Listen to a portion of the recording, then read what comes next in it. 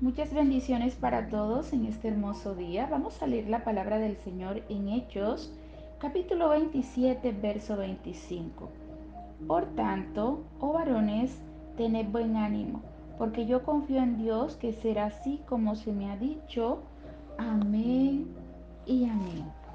Hermosa palabra en donde el apóstol Pablo expresa toda su confianza en Dios. Él estaba en medio de una situación en donde todo estaba preparado para que su corazón se llenara de miedo, al igual que todas las personas que estaban con él en ese momento. Pero Pablo decidió creer en Dios, decidió poner su confianza en Él. Aquí el apóstol se encontraba en un barco con otras personas camino a Roma. A causa de su fe en Jesús, lo llevaban a comparecer ante César.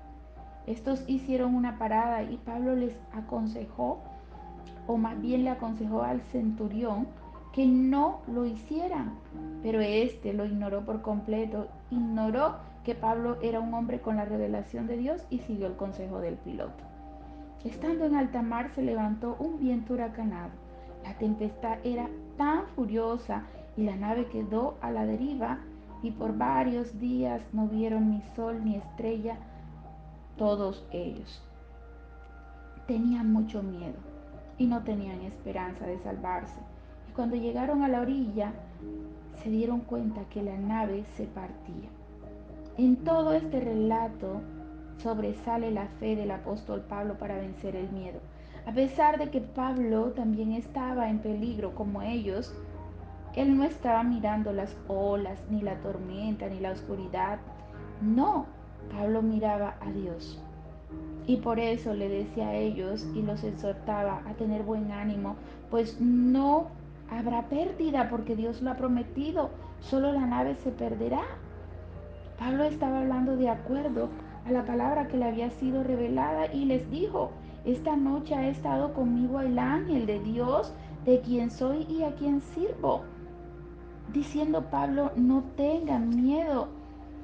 Y Pablo también recibió una palabra donde le decían, es necesario, le dijo el ángel, que tú vayas y comparezcas ante César, porque Dios te ha concedido los que navegan contigo, lo que significa que Pablo oró por ellos y pidió que no murieran allí, de modo que Dios le dio una palabra, mira, nadie va a morir de los que van contigo, solamente la barca se perderá. Pablo tenía una comunión con Dios y enfrentó la tormenta agarrado de una promesa de Dios. Nos podemos dar cuenta que Pablo, igual que Nehemías, igual que David, igual que Ezequías, todos ellos decidieron confiar en Dios cuando tuvieron miedo. Otro ejemplo maravilloso es Ezequías. Cuando él recibió cartas amenazantes, fue al templo y llevó las cartas a la presencia de Dios y oró, confesándole a Dios que sentía miedo. Él se recordó a sí mismo que el poder de Dios es superior a todo y le dijo a Dios, escúchame, mírame, muéstrame tu poder a mi favor. Y Dios respondió a su oración. De modo que hoy finalizo diciéndote, cuando sientas miedo, debes comenzar a lidiar con ese miedo llevándolo a tu sitio de fortaleza, es decir, a la presencia de Dios en oración. Lo que sea que te atemorice, por favor, díselo a Papá Dios, que estoy segura que Él algo hará para librarte. Él es un buen Padre y se encargará siempre de dar la respuesta a nuestras oraciones cuando clamamos a Él. Él nos defenderá, Él nos dará la paz que necesitemos en ese tiempo en donde el enemigo quiere enviar angustia y miedo.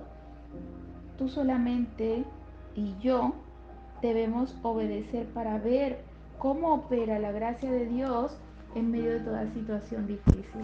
De modo que hoy te insto, no tengas miedo, solamente confía en el Dios que nos ve, en el Dios que nos escucha, porque así como lo hizo con estos varones, así lo hará con nosotros. Ahora, en estos 3 días, tienes una idea de cómo enfrentar el miedo y cómo vencerlo en los últimos 3 audios que hemos visto, que hemos escuchado. De modo que pon la palabra en práctica, pues escrito está que no seamos solamente oidores, sino hacedores de la palabra.